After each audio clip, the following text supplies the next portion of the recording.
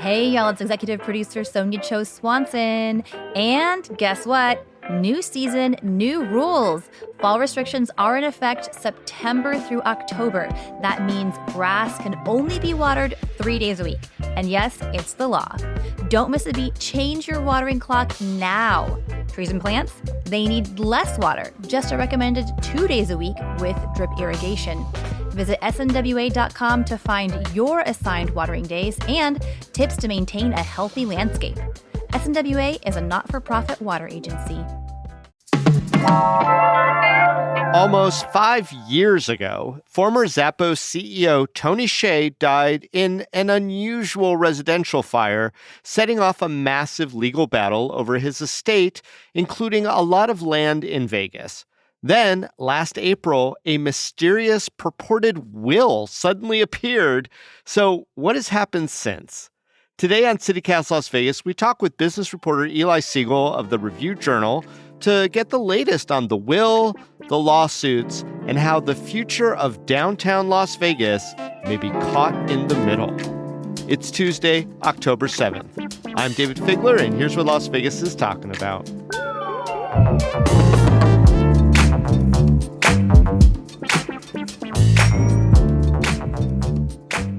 Hey, before we get into the show, I want to sincerely thank each and every one of you who has become a CityCast Las Vegas neighbor during our short but mighty fall campaign. You know, short but mighty, that's kind of how I describe myself. But seriously, the support has been overwhelming, and it means a lot to our team here putting out daily content for your eyes in our newsletter and your ears on the podcast.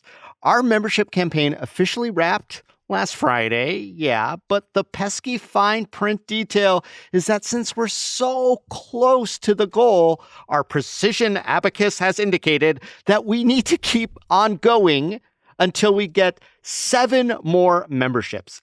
Will you be a part of that sacred 7 that keeps all this great content you hear coming? We're not saying we're going to keep pitching until we hit the 7, but Jiminy Crickets, it's just 7. That makes us complete.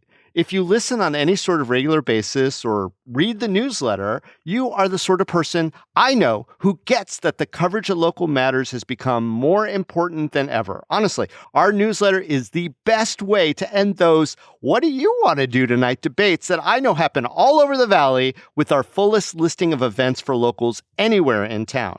You know, if you go on Google and you do a random search, it always sends you to the Strip.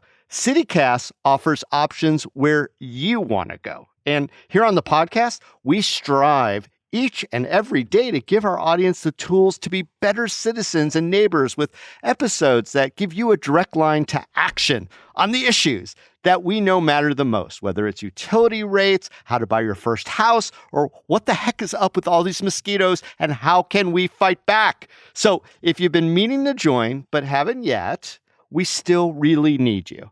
Join us at membership.citycast.fm. And if supporting this show and engaging more deeply with all that this city has to offer sounds like something you want to be a part of, you can at membership.citycast.fm. It's $10 a month for you, but for us, it's invaluable. And by the way, we will still send you that CityCast Las Vegas Neighbors tote bag as a thank you gift if you join today at membership.citycast.fm. All right, now let's get back into the conversation. Eli, how messy has the appearance of an alleged will belonging to Tony Hsieh become? It's become pretty messy. Definitely. I mean, it started out as a very surprising turn of events, and it only got weirder. At every turn, it just becomes, more bizarre, more unanswered questions. Every time that we think we've figured something out, it just raises more questions about that same thing or other things connected to the discovery of this will. So it has turned out to be a very bizarre turn of events. No doubt about it. Can you maybe take us through this weirdness? Because, we've reported on this before, and this episode is basically, trying to update people on what had happened. So maybe step by step of the appearance of the will and why it became, in your words, a weird. Sure. So basically what happened, as you said, Tony died almost 5 years ago in November of 2020. By all accounts and appearances, he did not leave a will. Hmm. His family and his family's attorneys have stated that multiple times in court filings in the course of his probate case, which was opened shortly after his death in Clark County District Court. Right. They've stated multiple times that he did not leave a will. And that was never, as far as I can tell, that was never contested. Now, the probate case itself, I should point out, has been filled with a lot of drama, a lot of litigation. It has not been smooth sailing by any stretch of the imagination. Lots of creditors' claims. So this was already a very volatile case overall, uh, preceding the discovery of this will. And then in April of this year, all of a sudden, we get this court filing by attorneys in Nevada who, up to that point, have not been involved in any way in the probate case. And they file a copy of this purported will that Yeah. Tony Hsieh had apparently drawn up. I believe it was in 2015 is when the will was dated. So obviously, about 5 years before his death. So obviously, very surprising. I can't ever remember hearing any rumblings that there could be a will out there somewhere. It was just almost like an accepted fact that it really was an accepted fact that there was no will. So I guess maybe a fundamental question right now is how much property and how much money did he leave behind at the time of his death? And how much, for lack of a better word, is sort of left in play or on the auction block? As far as I can tell, the only estimated value of his estate that's been filed in probate court was filed, I believe, in 2021, so the year after he died, and it Hmm. was around the $500 million ballpark. I Wow. think it's safe to say that his net worth was actually much higher than that, based on the disclosures that the estate made and how they valued his real estate holdings and that sort of thing. So I think it's safe to say it was much higher than that. He was clearly worth hundreds of millions of dollars to his name. He had an extensive real estate portfolio here in Las Vegas, primarily in the downtown area. He owned Right. blocks of real estate, apartment complexes, office buildings, boarded up motels, vacant lots. He bought the Zappos headquarters as the landlord the month before he died. So he had enormous real estate holdings here locally. He also owned many upscale houses in Park City, Utah, that he started buying. I believe about within the last year of his life. He Hmm. started buying up a lot of real estate in Park City. He also owned some other properties around Utah as well. So huge real estate portfolio. And this is to say nothing of investment accounts, stock portfolios, bond portfolios, that sort of thing. So it's hard to put an exact number on his net worth, but it was obviously extremely high. Now, Eli, I want to take you back to a time before the alleged last, or really only, will and testament of Tony Hsieh was allegedly found. A lot of allegedlys there. How controversial was the settling of his estate before this latest will even entered the picture?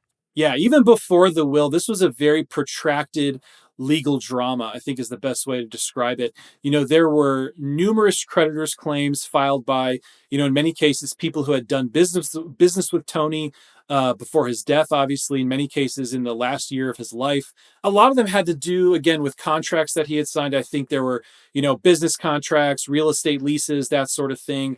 But some of them were also very bizarre. I remember there was this one artist who filed a creditor's claim over like a brain prototype for a ceiling in his house in Park City. So there was definitely some weird stuff. And I remember there were creditors' claims that, involving a contract that was supposedly handwritten on the beach somewhere between Tony and a business partner. So some of it was pretty strange. I will say, having some brief interactions with Tony Hsieh when he was alive, there was something he used to do all the time, which was he would invite just a bunch of different people up to his residence at the time at the Ogden downtown, and he would have basically a dream board up for people to put their hopes and desires on it, like a post-it note, and they would stick it up on the wall. And I heard that some people were taking their post-it notes as like legal contracts and trying to get it out of the estate. Like, I dream that we'll have the world's largest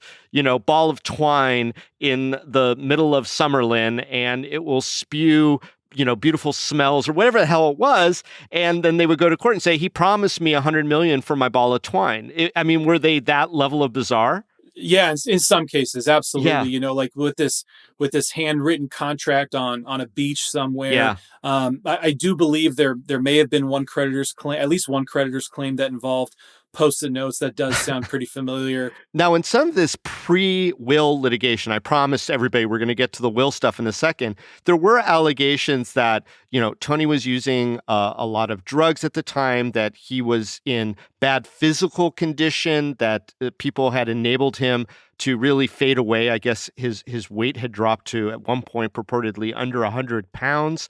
Was that part of that litigation, that there was drug use or failing mental health or physical health? That was a big part of much of the litigation, and a lot of those allegations were actually brought by his family. I think under the with the argument that Tony was being taken advantage of because of his declining mental and physical health. So his own family was the one that made very detailed accounts in court filings of Tony's last year alive having hallucinations and excessive use of ketamine and other elements of his life that really painted a picture of someone, a very dark picture of an individual who before that was seen as a very almost inspiring figure here in Las Vegas for, investing real heavily in a pretty much forgotten area of downtown Las Vegas. And a lot of these court filings just really showed how much his personal life had spiraled downward, really in the final year that he was alive.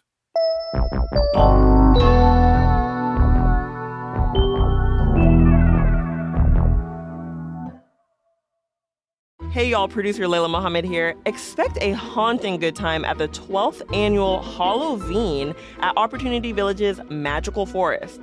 The outdoor, all-ages theme park is open throughout October. Admission includes rides, the Magical Forest Cemetery Walk, the Forest Express train, nightly entertainment, and trick-or-treat stations. I'm also super excited for the goodies at this year's holiday shop and retail kiosk. Plus, you can make a night out of it and enjoy dinner at one of the many food outlets at Halloween, including, and this is my favorite part, a beer garden, open select nights for the 21-plus crowd. As one of the primary fundraisers for Opportunity Village, attending Halloween directly supports people with disabilities in Southern Nevada. This year, Halloween is open from October 10th through the 12th and October 17th through November 2nd. Tickets are $25 and can be purchased online at www.halloween.org. That's Halloween with a V. Stay updated with the nightly hauntings by following the event's social media accounts on Facebook and Instagram at Magical Forest OV. Hey y'all, it's executive producer Sonia Cho Swanson, and it is fall road trip season. So if you're headed up to Utah, make sure to check out Black Rock Resort. It is a luxury hotel just outside of Park City and 15 minutes from Main Street. All of their suites have full kitchens and laundry. And for dining options, they've got Overlook Restaurant and On the Rocks Bar right there on site. Let's talk about amenities.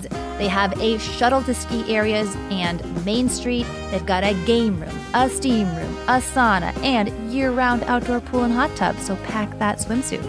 Plus, Black Rock Event Center is opening in November, and that's a new NHL-sized ice arena, which is home to the Utah Outliers team, but they're also going to be having concerts there as well, so check out their events calendar. Visit blackrockmountainresort.com and use promo code CITYCAST, which will get you 20% off, a $50 resort credit, and, best of all, 2 p.m. late checkout. That's blackrockmountainresort.com, promo code CITYCAST. So who are all the major players in this will debacle, and what seems to be their position? I mean, there's some names that have emerged that nobody heard of before. Yeah, I would say some of the biggest players, or at least the biggest names, are people who we really don't know anything about. In many cases, these are just kind of names on a piece of paper at this point still, and it's been 5 months since this will was originally filed in court. Two of the main names are Pir Muhammad and Kashif Singh. Now, Pir Muhammad, according to all the court records that have been filed, is dead. He, according to the will that was filed in court and other court filings, he was the individual that Tony gave exclusive possession of the original copy of the will to, in part to protect anyone from destroying it. So supposedly this individual, Pir Muhammad, had physical possession of the will. He was named as an executor in the will. But the thing is, I've talked to many people who knew Tony closely they had never heard of Pir Muhammad until this will was filed. The name didn't ring a bell at all, and they certainly never met anybody by that name. And it's still unclear what exactly, assuming that all these people are real and this is all these are not figments of anyone's imagination. There's still no connection that anyone has found. Certainly, I haven't found between Pir Muhammad and Tony Hsieh beyond having his name in this will. It's according to subsequent court filings, a death certificate was issued for Pir Muhammad from Pakistan in the fall of 2022. But what makes it even weirder is that was more than 2 years before Tony's will was supposedly found in Pir Muhammad's personal possessions. So there are still so many questions. One, who was Pir Muhammad? Where did he live? What did he do for a living? How did he know Tony? Where did he die exactly? Yeah, is there any evidence of them meeting at any time, anywhere? That hasn't emerged yet, right?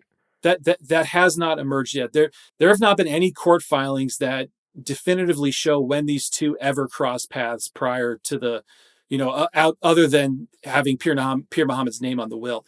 And the other individual that I mentioned, Hsieh, he was the one who wrote the letter that was filed in court describing how the will was found. And according to his letter, Pir Muhammad was suffering from Alzheimer's and didn't even know that Tony had died.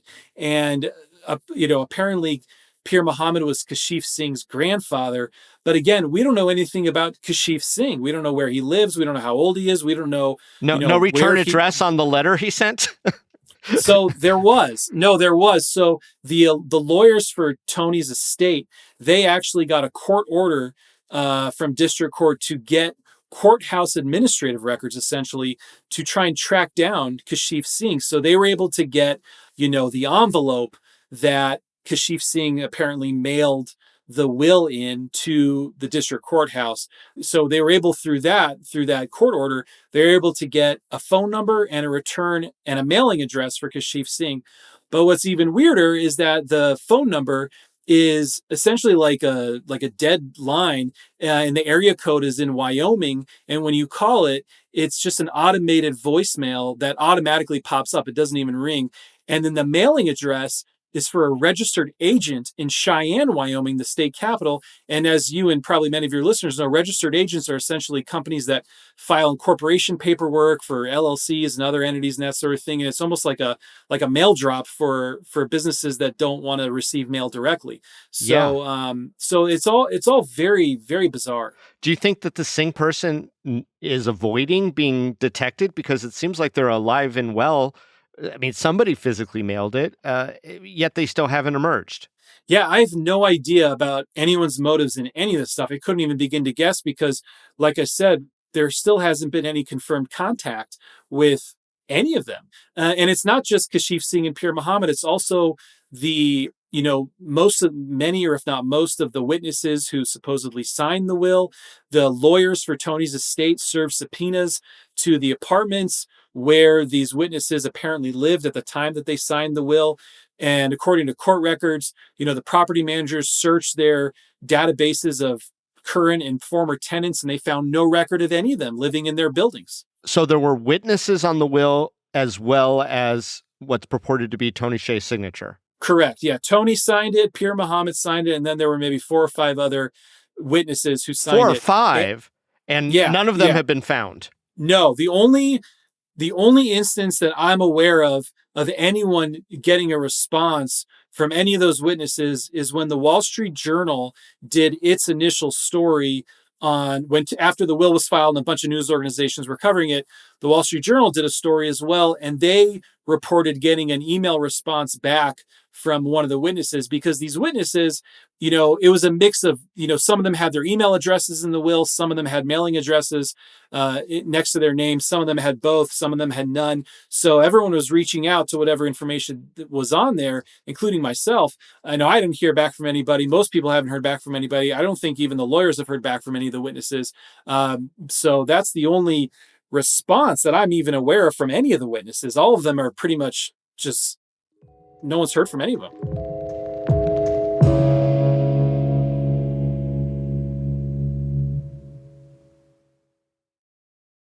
I mean, this is getting to sound I hate to say it because I'm not trying to make a legal opinion here, sketchier and sketchier. That is not a legal term. Eli, is there anything that connects any of these people that you've mentioned who are new because of this will filing to any of the people here in Las Vegas? Sort of. The only real connection is Kashif Singh initially lodged the will in Clark County District Court. It was stamped April 2nd. And after that, but before the attorneys with Greenberg Traurig and McDonald Carano filed the will in a separate, as part of the probate case, before they filed the will in that case, Dara Goldsmith, who has basically been the, Tony's estate lawyer ever since he died. She actually acquired the domain name to Pir Muhammad's email address is the best way I can describe it. So in the will itself, I know it's getting convoluted, but this is fascinating. I mean, this is like Serial season 3 right now. So in the will itself, the only contact information for Pir Muhammad was an email address called pm@pmwealthconsultants.com. Now, you might think that he's some type of, financial advisor or something like that based on his email address. But when I checked the, FINRA, the Financial Industry Regulatory Authority that has a database of all registered broker dealers, his name did not show up there. When I searched his online for his email address, that yielded nothing. The website itself was basically inactive.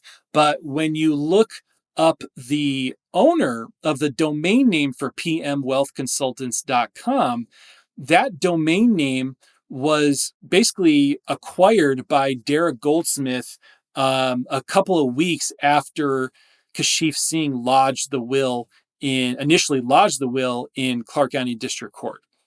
So okay. Well, now you've thrown kind of a fact in the mix here that definitely creates some intrigue. Have you or anyone else asked attorney Dara Goldsmith, who essentially is the attorney for the Hsieh family estate, why she did that? I believe, and I'm just going off memory here, so I hope I'm not misquoting her, but I believe she said at a court hearing or has stated in court filings that she acquired the domain name as part of her investigation into the will itself. So that was part of her due diligence to figure out who Pir Muhammad was and all of these other people were. So I believe that was her explanation for it. So weird. And I know Dara too, another reputable lawyer in town, but boy, so many twists and turns. I guess it all begs the question, if this will is real, I mean, does the money go in different places than it's been going so far? I mean, who gets what, when, or where? I think at least as of now, that's really hard to say. I think at the very least, the will, so the attorneys with McDonald Carano and Greenberg Traurig, they have filed motions to admit the will to probate.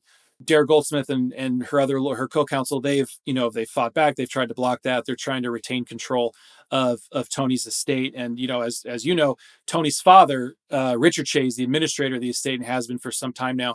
So that's Dara Goldsmith's client. And they're trying to block these other attorneys' attempts to oust Richard Hsieh from overseeing the probate case. So I think at the very least, if this will, and that's an if this will is admitted to probate and the attorneys with these other law firms are named the co-executors, I think at the very least, the biggest material change that we'd see, at least initially, is who is overseeing the probate case. And then obviously it's going to be up to them to determine what direction they want to take it, if they're going to stay on the trajectory it's been on, or if they're going to do something totally different. But that's all very hypothetical because, at this point, not only have they not been named the executors, but the will itself has not been admitted to probate yet. Yeah, but it's definitely gumming up the works, as they say. I mean, is there a possibility that the outcome of these court proceedings could impact downtown Las Vegas? Especially since most of the holdings are in that area of town. Some have already been sold, some are up for sale. Could it theoretically then undo everything that's happened to date?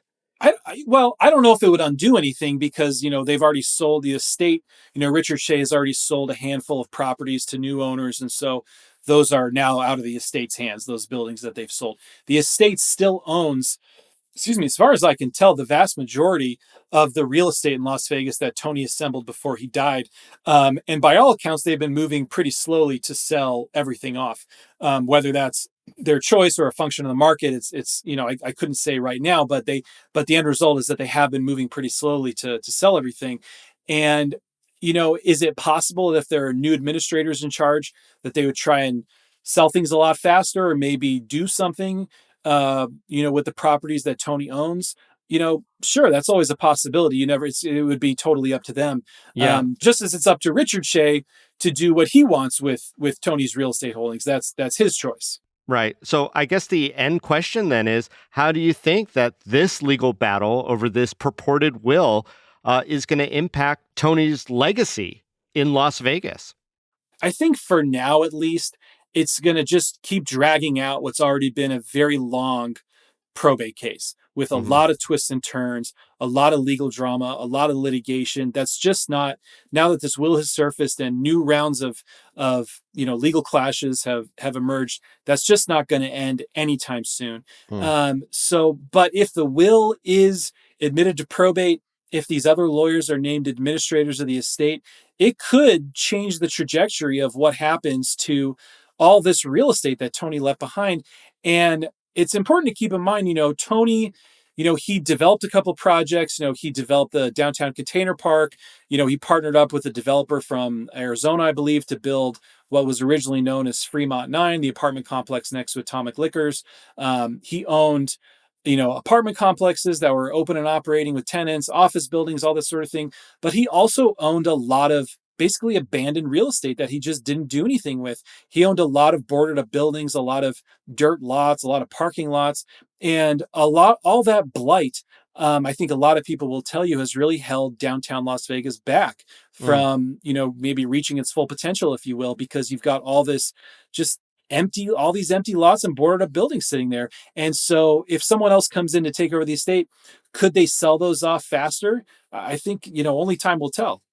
Yeah, I mean, I remember back in time when Tony Hsieh and his downtown project were acquiring all these buildings, and a lot of them weren't empty at the time. These were motels that were functioning to whatever degree on Fremont Street and nearby. And now, we're going on maybe a dozen years of those properties being boarded up and not being reused. And you're right, that I think that does put a real damper on what the hopes and dreams for that area were going to be. As far as a resurgence of vitality to that part of downtown Vegas. And that does seem to be a shame. Yeah, Tony invested, obviously, downtown project, that was, essentially a $350 million investment fund that he had. And he was, pumping money into, restaurants, bars, real estate, tech startups, really ran the gamut in downtown Las Vegas. But if you kind of take stock of it all, his main impact was really concentrated in only a few blocks of downtown Las Vegas. You pretty much, you start at 6th, the corner of 6th and Fremont, and you head, south a block or two and east a block or two. And that was kind of about it. But his real estate portfolio expanded far beyond that. And, as we've discussed, a lot of those properties he owned east of 6th Street are just sitting empty today. Yeah. And a lot of the businesses that he invested on don't exist anymore just a short time later. So a complicated legacy to a complicated man. And no surprise, after his death, the mystery continues. Eli Siegel, I really appreciate you coming on today. Thanks for joining us on CityCast Las Vegas. You bet. Thanks for having me.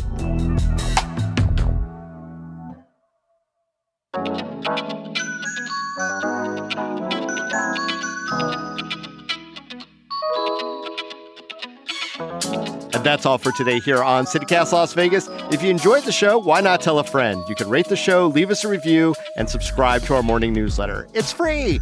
Don't forget, you can support this show and get some great perks by becoming a CityCast Las Vegas neighbor at membership.citycast.fm. We'll be back tomorrow morning with more news from around the city. Till then, stay lucky.